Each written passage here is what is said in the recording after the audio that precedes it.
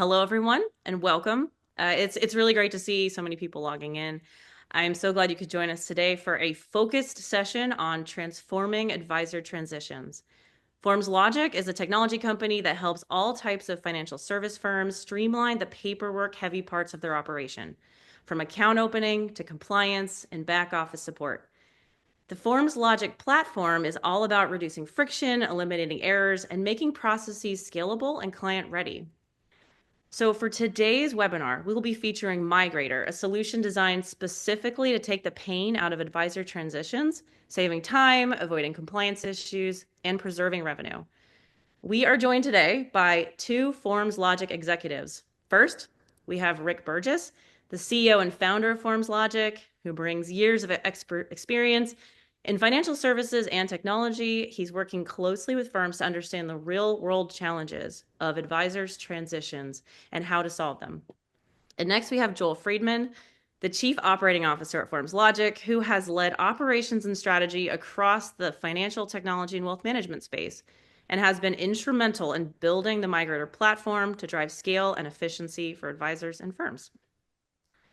All right, before we begin, please note that we will have a Q&A section at the end of the presentation where you can ask questions that came to mind during the conversation. You can go ahead and do that at any point. You can see on the screen. If you want to ask a question, you can click on the Q&A icon in Zoom, and a chat box will pop up, giving you the opportunity to send your questions anytime you want. And I'll try to be collecting all of those throughout the webinar. And at the end, we'll go through the most pertinent questions that are asked. And if anything's too tough to ask live, we'll shoot you an email later with the question, with the answer. Okay, before I turn it over to Rick to get started, I have a quick poll that should have just popped up on your screen. Just want to know better who's in attendance today, why you're here, and so you can just see that pop up. See people already answering it, which is great. So we'll give you a minute to answer that while we're waiting. Rick, I know the Forms Logic team is all over the world. Where are you today? I am sitting in our global Wheaton office, which is just outside of Chicago. Awesome. There's only three or four of us in this office, and the rest of us are scattered. All around the There's a world, right? great IT company, Wiz. Joel, where are you located? I'm in the land of 75 and sunny, Los Angeles, California. Nice, nice, nice. Okay, we actually got some good Actually, I'm answers. 78 Oh. right now, so believe me, I got you on that.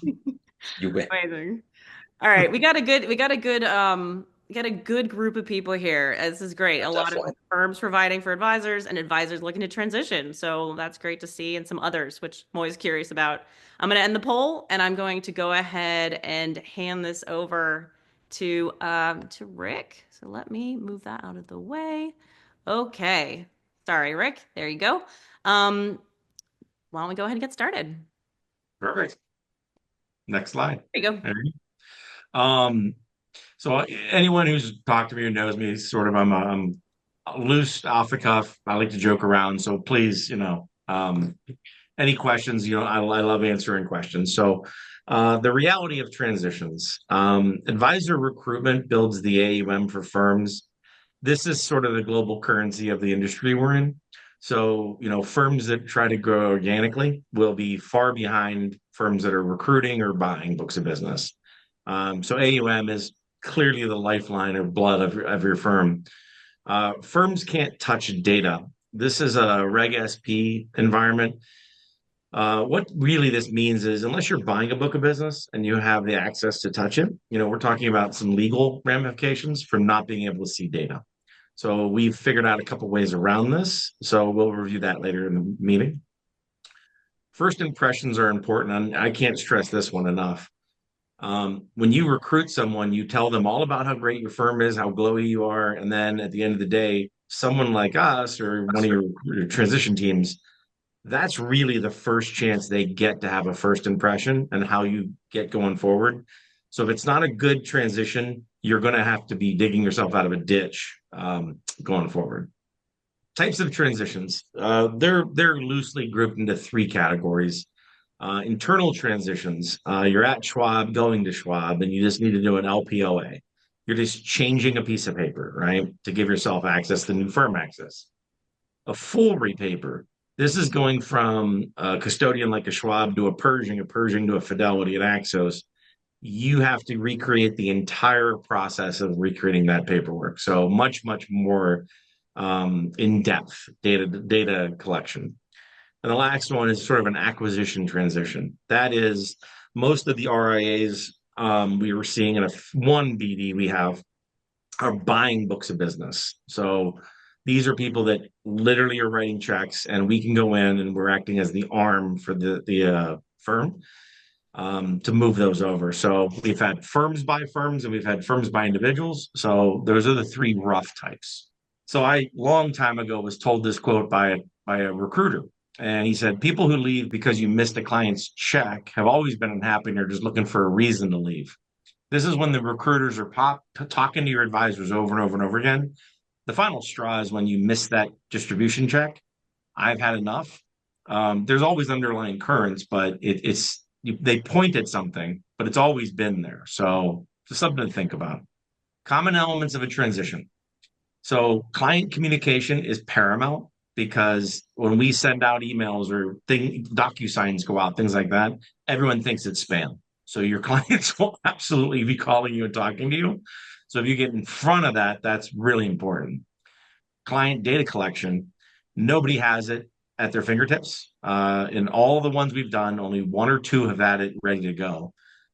If you are a successful practice and time goes on, driver's license expire, you have to get those things updated, stuff like that.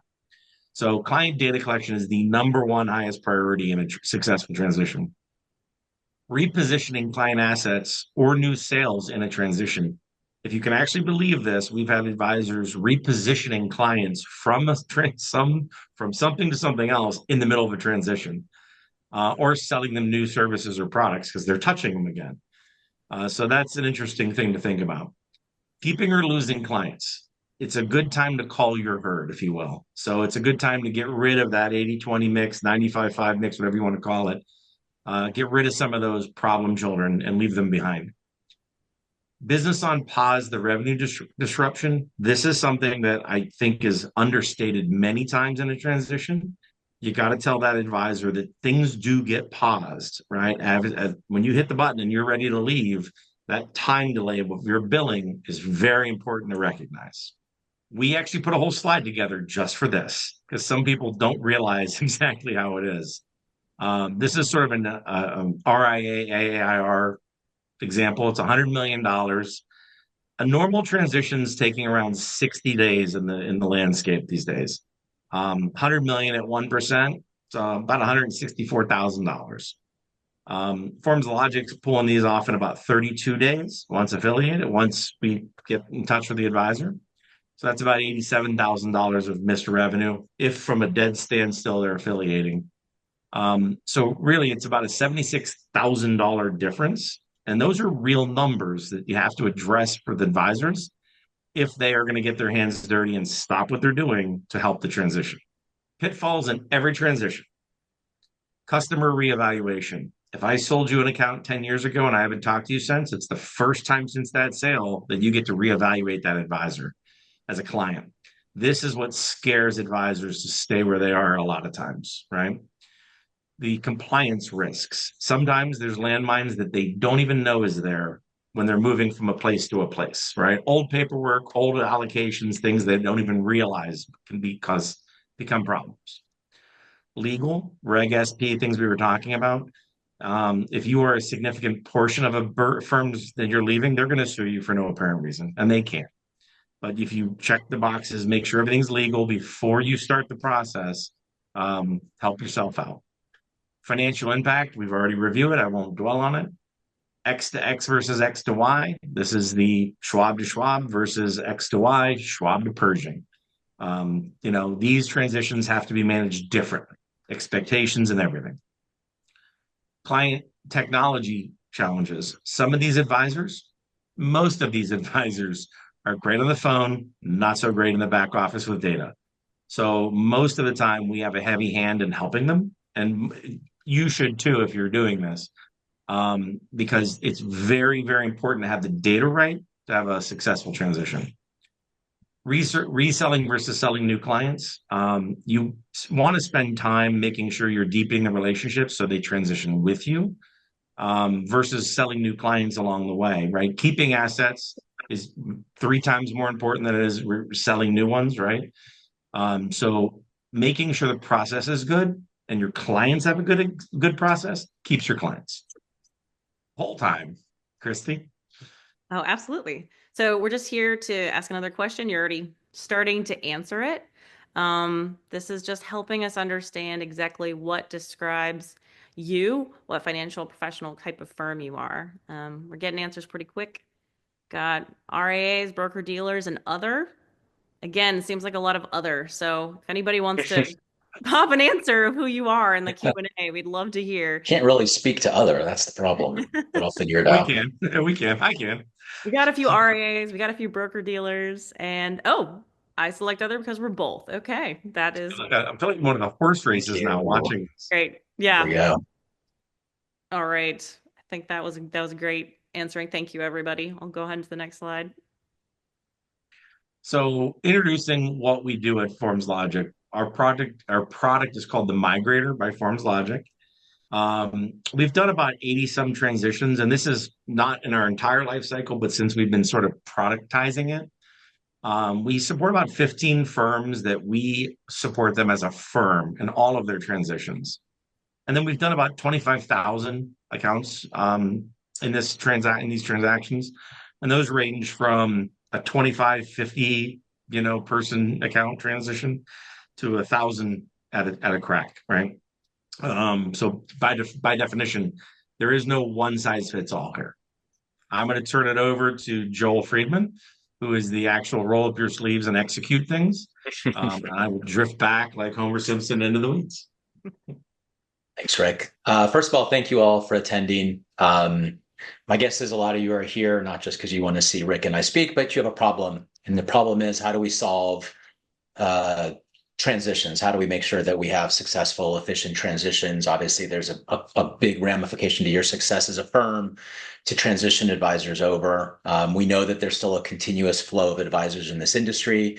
Whether it's flat or not, it is still 10% of advisors per year are transitioning. So there's a large flow of movement, and you want to be able, as you're recruiting, to be able to provide a good value add to those advisors as part of their package to come over as an easy, seamless transition. Before I take you through what we call our Bridge6 process, which is really our process in working with the advisors, the first thing I want to do is call out, Rick mentioned Migrator. Migrator is our product. It's our software application. It is an application that we use as part of our service, but I do want to call out that firms do utilize the product themselves. So not all of the clients utilize us for the transition concierge service. Some of them do it themselves. So they might do it post-affiliation. They might do it because they only have protocol information and they've opted to manage it themselves. We actually have some clients that do some themselves, and they'll bring us in if they need overflow. So I do want to call out that this product is a product that can be very extended out, not just for us to do it, but if you're looking to do it yourselves, it is. Before we do any transitions, of course, we have to work with you as the receiving firm to sort of define what is the transition going to look like? What is the experience? I would say on average, for us to load and build out a firm site like yours, it's 30 to 45 days. That may sound pretty aggressive, but we approach aggressive because we know a lot of times when you're looking to do transitions for the first time, you have an advisor on the hook and you have to deliver a service. So we've had that situation where a client will call us and say, listen, we have an advisor. We think they're going to come over in 30 days. Can you build it? Building a site that quick is not difficult. Building the requirements isn't that difficult. Making sure we have the right resources on your side is probably the most critical component. When we do define requirements, it's really pretty simple. Types of forms. Are you custodian, clearing? There were some people that did a hybrid. So you have both brokerage and advisory business. Do you do outside business? Do you do alts, annuities? What types of form requirements do you have? We have all those forms in our repository already because we work with Quick, the leading provider of forms in the industry. What we don't have is your forms. So the question is, if you work with Quick, then it's very easy for us to add those as part of the process. If you don't have them electronified, let's say, then that's where some of the time comes in. Once we have all those in our library, Then we're working with you to define what types of accounts do you expect to transition? What are the form requirements from a bundling perspective? Obviously, we know the bundles, as Rick mentioned, from an X to a Y or a Y to a Y, whether it's an LPOA or a Schwab to Pershing. What we don't know is your forms. So we're going to work with you and kind of identify what forms are required for the different types of accounts. Then once we have that, the next step is, well, what are the required fields, right? How do we define what's required on those forms to make sure that you are ensuring that a rep can submit in good order submissions, right? Our goal is 100%. I think we all know that's a fallacy. Even though we can force them to fill in data, we can't make sure that they fill in the right social security number. We can't make sure that they've put in the right date of a driver's license. So getting to 100% is hard. What we can do is make sure at least they know what they need to fill in, right? Once we have all that data defined, we then can take all that, load that into our system and run our massive master spreadsheet. So the spreadsheet is our tool to gather the data.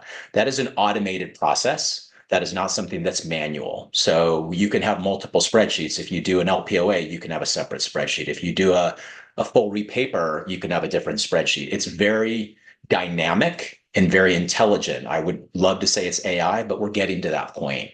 But it is really powerful. Throughout this process, we're obviously talking to the back office. We're talking to compliance. We're having them review our MSA that we do with the advisors to make sure that, as Rick mentioned, we satisfy all the Reg SP. Because obviously we need to make sure that we're following the rules. The advisors are following the rules. There's no legal ramifications for processing transitions like this. And I'll talk about that in a minute. At that point, we've pretty much worked with you. We've built the site 30 to 45 days, and now we start the process of working with our advisors. If you go to the next slide, please. This is what we call our Bridge6. And really what it is we've sort of, again, I've been doing transitions for 15 years. The last 2 years at Forms Logic is really understanding kind of a tried and true 6-step process for success. There might be a 6.1 or a 5.2, but for the most part, these are the primary 6 steps that have been successful. That first step is critical, and I think Rick mentioned it around communication. So when we first are introduced to the advisor, it gives us an idea of who are they, right? We're building a relationship. This is a journey that we're going to do with those advisors. Tell me a little bit about your practice. Do you have multiple advisors? Are there staff? Where are you located? Are you distributed? How many households, clients, accounts are you keeping them all? Rick said this is a chance to cull out some. So how many accounts are you looking to transfer over? What types of accounts? Do you do brokerage? Do you advisory? Do you do a lot of third-party annuities? Do you do a lot of direct business? Tell me a little bit about your makeup. Where's your data, right? That's one of the most critical components is where's the data coming from? Is it coming from CRM? Is it coming from Broadridge? Is it coming from your custodial platforms? We need to help kind of understand where you're going to get the data, because in the end, the next question is the most important question. What's the affiliation date, right? So the affiliation date is going to drive the entire transition process. It's going to drive the entire communication process and our ability to deliver if we can make it on that date. A lot of times we get a date from the advisor that is different than from the firm. So that's the first thing we need to do is make sure we get that consolidation or an agreement on what is that date. Once we have the date, we can start backing into the timeframes. And if we can do it or not. We've had a couple advisors. Just recently, we had one who was concerned he was going to get shut out of a system. He said, I need to get this all done in 2 weeks. That's an aggressive time frame, but we communicated with him. We explained what could and couldn't happen. We explained the risks, what we needed to do within that 2 weeks, what we expected out of him for that 2 weeks, and he was able to get it done. But again, that's part of that communication negotiation. Usually at this point also, we're going to hand the contract over. The contract is a step, and it's an important step because I do think it's important you understand we will not start a project until we have a contract signed with the advisor. We absolutely will not start those conversations. And the reason why is, again, as it relates to Reg SP, we need to make sure, and these are key terms in our MSA, that the advisor attests that their client data that they're loading are their clients, right? That they're not doing anything nefarious in that respect, that they've communicated with their clients, that they're transitioning and making sure that the clients are okay with that. Whether they've outreached and they haven't gotten a response, right? That's okay also. But the fact is they have to let us know that they have communicated and let their clients know that they're transitioning. By signing this contract, they're effectively warranting that they're acknowledging that they're not violating Reg SP, right? That protects us. And frankly, that protects the firm, the receiving firm, yourselves, for those issues. We can't really govern if they're doing that or not, whether they use a system like Forms Logic or they do it via paper. That really ultimately is on the advisor. Our job is to coach the client, coach the advisors, make sure that they understand these processes, because I'm sure you're doing the same thing, but it's part of our process too, is coaching them. Our staff is very aware and understands that process. Excuse me. So once the contract is signed, we go into like aggressive mode, right? Because now we've got to gather the data. And this is obviously the most time-consuming step, but this is where we shine. This is where my team knows the form requirements, because we've already built out the spreadsheet. They've been involved with transitions, not only at Forms Logic, in previous lives. They're very extremely competent on Excel, which we'll talk about in a minute. So their job is, at this point, get on the phone with the advisor and the assistants and help figure out, where's the data? Where's it coming from? And how do we get that data? How do we get this raw data coming from different sources, centralize it so we get it, we help them. They will never provide us with usernames or passwords. We'll always do it as part of a web with them. They'll download the data. We put it into a secure portal. At that point, we have gathered all the potential data that's available. Doesn't mean that it's complete. It just means that's the data that they have available. We will then take all that raw data, we'll massage it, we'll place it into that upload spreadsheet that I had mentioned earlier. So we've got our master template of data. My team knows exactly what's required. They understand if it's qualified accounts, you need beneficiary information. If there's trust, you need certificates of trust documentation. So they're very aware of the different form requirements based on the types of accounts they're loading. And they can then obviously let the client know that. Once they have all the data, which again is a critical component, making sure whatever data is available, that's the starting point. We load it in. And what they can do then is they take that spreadsheet, they upload it into our system, and we run our validation tool, basically. And what we do is we take that spreadsheet, we load it in, and then as an export, it's that exact same spreadsheet. The only difference is now we've calculated what's missing. So that spreadsheet becomes an active spreadsheet where all the missing data fields that are required come out in yellow. So from a visual perspective, again, you're not looking at some massive Excel spreadsheet with a lot of just data. You're actually looking at the gaps on the spreadsheet. So we then work with the advisor and identify what those gaps are to let them know, hey, this is your gap to affiliation date. This is the work that you need to do to get to that point. A lot of advisors will use that spreadsheet. They'll go in and fill it out. They might call clients. They might be meeting with clients. But at that point, we can kind of basically calculate what percent are you complete from a submission perspective. And that'll give them an idea that says, okay, we've got 2 weeks to fill in the missing gaps. Should we want to? And I'll highlight that in a moment. The other option, if you can go to the next slide, is when you do load that spreadsheet into the system, not only does it run those calculations and provide the export, we're also building the bundles, right? We have our Migrator system where we'll create workflows. So let's say you have 500 accounts, we'll create 500 workflows. And each of those workflows will have the classification, the client's name, their account type, but we also at the end say, how many data fields are you missing? So it's basically a score that says you're in a good place or you're not. If you're missing 1 or 2 data fields, it could be driver's license, like Rick mentioned. You're missing 72, you're gapping. You're in a lot of trouble. You better figure out what to do. This process, both step 3 and 4, the data gathering, the data loading, and the workflow creation, they kind of work hand in hand, because some clients prefer to look at, or advisors prefer to look at, the forms because they're comfortable with those. Some are more competent and comfortable with spreadsheets, so they'll use that Excel spreadsheet. The one thing we can do with that spreadsheet, it's a living spreadsheet. As you update it, you can load it back into the system. You can review, you can log into the system. You can look at how it's presented on the forms. You can then re-download the spreadsheet and continue to make updates. So it's a living spreadsheet, which is very unique in my opinion in this industry, which is extremely flexible for the advisor. So through this period, again, we're coaching them, we're guiding them, we're advising them what you're missing, preparing them for affiliation day. And then we get to affiliation day. So probably the day before, 2 days before, we're preparing them. We're making sure that they're ready for the e-signature perspective. We've kind of worked with them on how to print in preparation for e-sign. When they're in the transition site, they cannot e-sign. or scan and load back into the system. So again, the system is locked down because they're not affiliated. On affiliation day, which is the goal, we get a call from the receiving firm that this advisor has officially been transitioned over, they're licensed, they're ready to go. At that point, we then run the transition.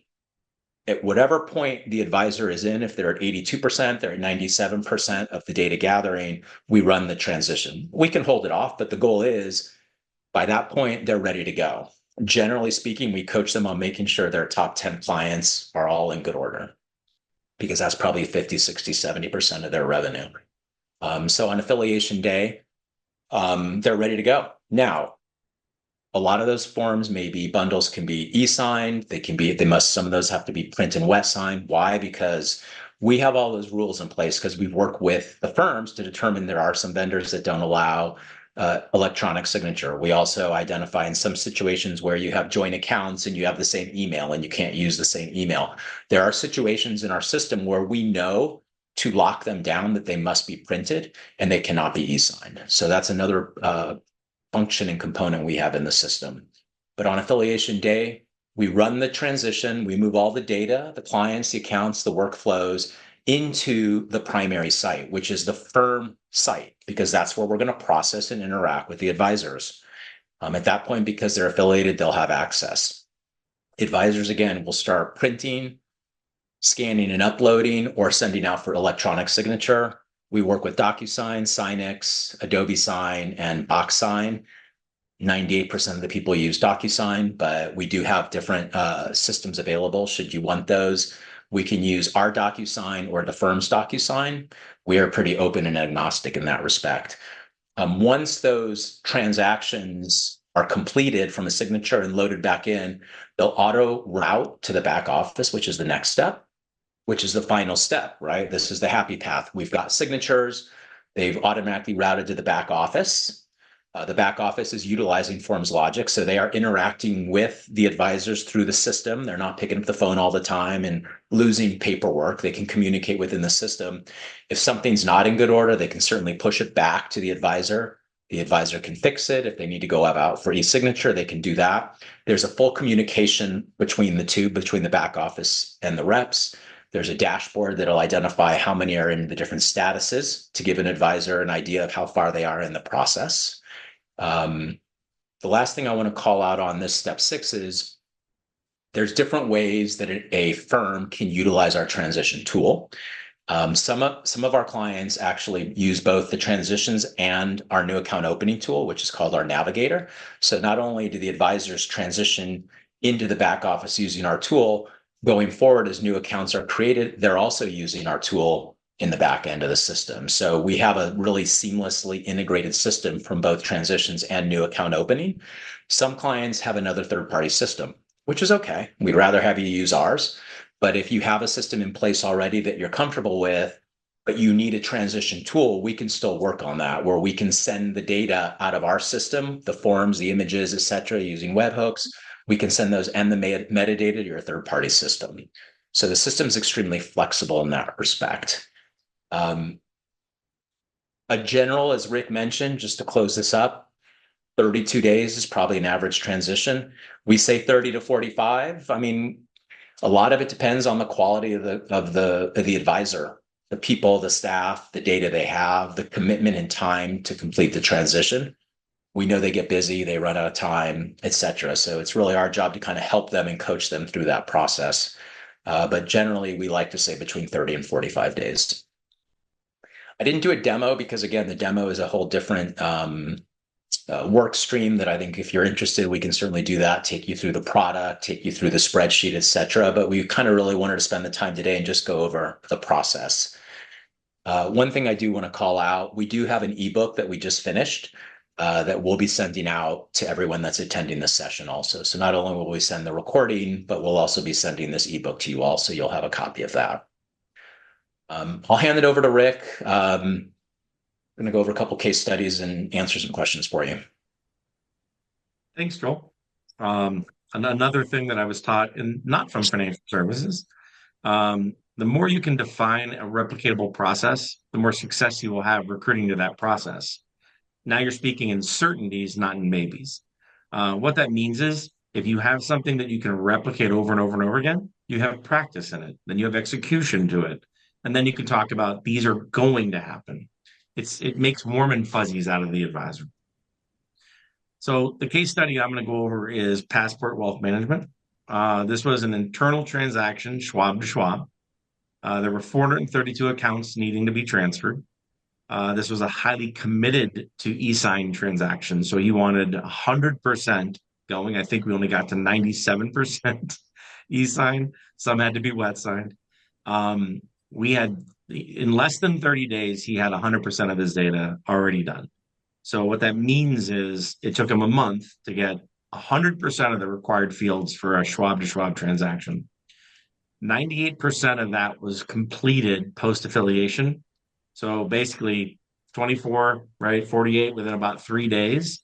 He had 98% of his signed documents submitted to custodians and back into the back office processed. So that's very, very fast.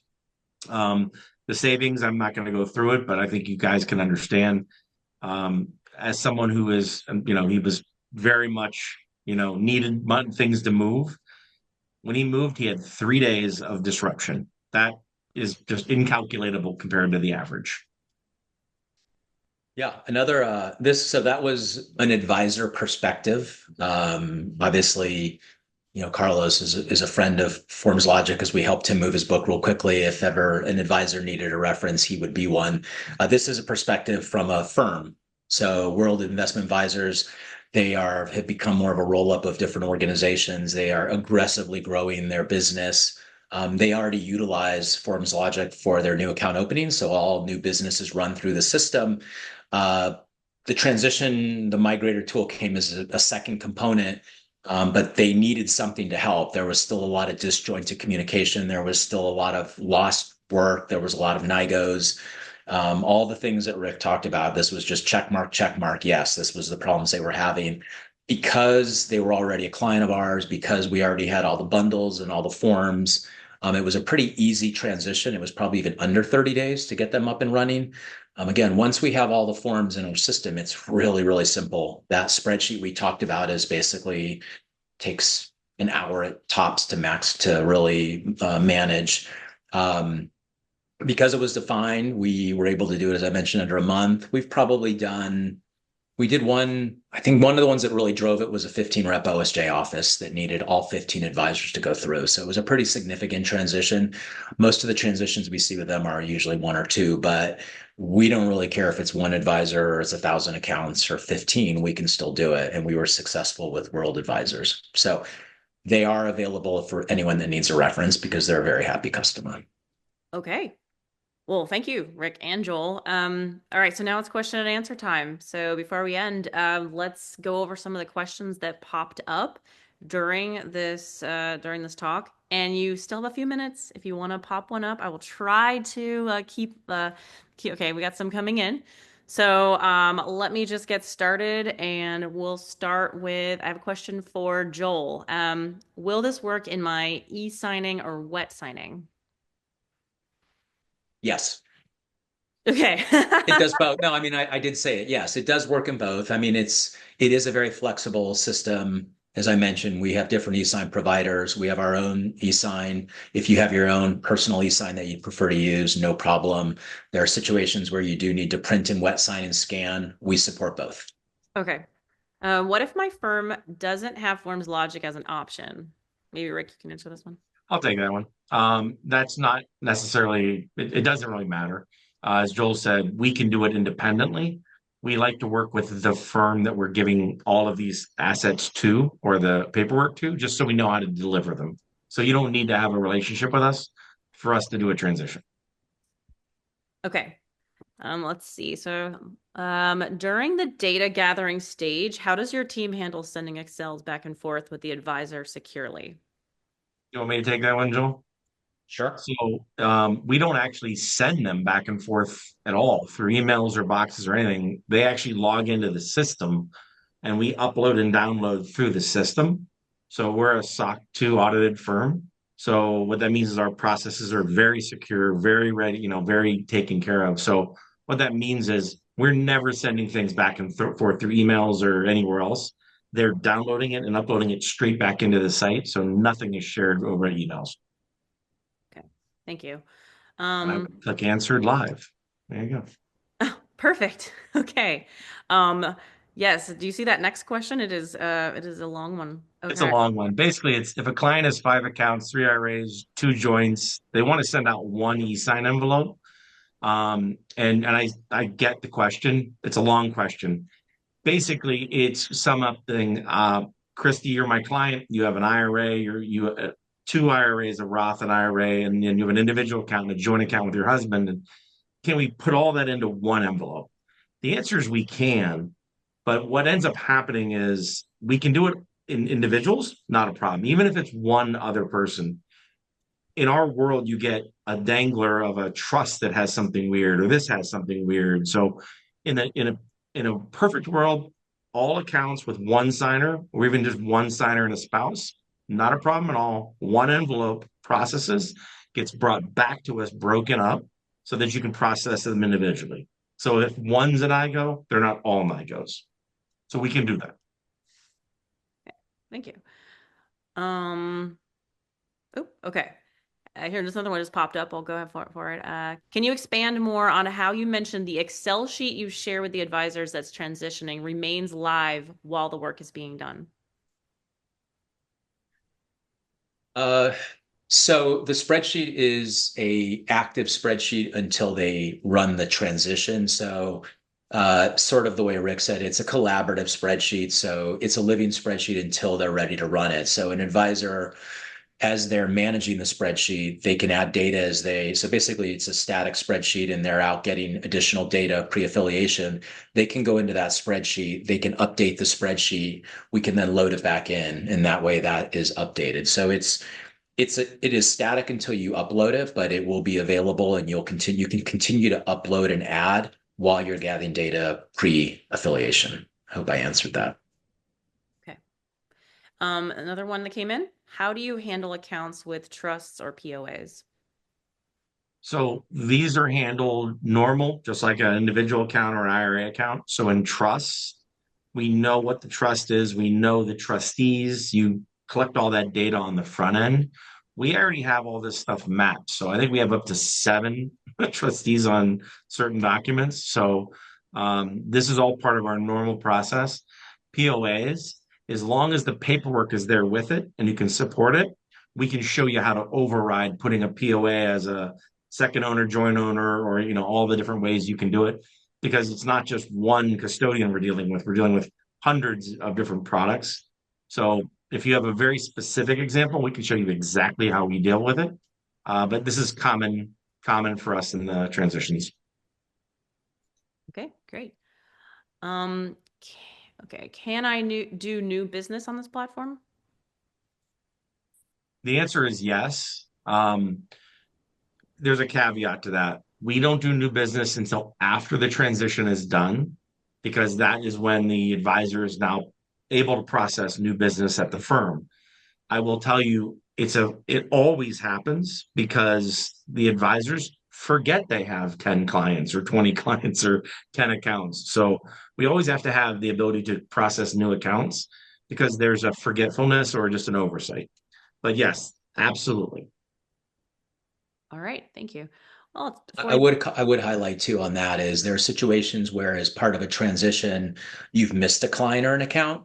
And maybe that's the way Rick said it is when when it's a little bit different because it's not a new account. It's a transition client or account that you missed in the spreadsheet. You can go into the system and create that as part of the transition because you're now affiliated. It's like a new account or client, but it wasn't done as part of the spreadsheet. It was oh God, I forgot to add this client in as part of my transition. Can I do one off? And the answer is yes, absolutely. Okay. All right, I think it's about time to wrap up. I was gonna ask, well, we got one more popped up just now, so might as well ask it because we got a little time. On affiliation day, when you run the transition, do all WIs route to the back office or just e-signed transactions? So I can answer this one. So it's that Joel termed something that we use internally here called automagically. So you'll have 500, 600, line items in this Excel spreadsheet that are all individual transactions, workflows. When we hit the button, we actually flip over and all of them process instantaneously to the new account opening site. We have the ability to do pushes to e-sign if they're ready to go. We have a lot of different ways to do it, but what we've learned over time is advisors, back offices, and products are not ready for 1,000 e-signs to go out.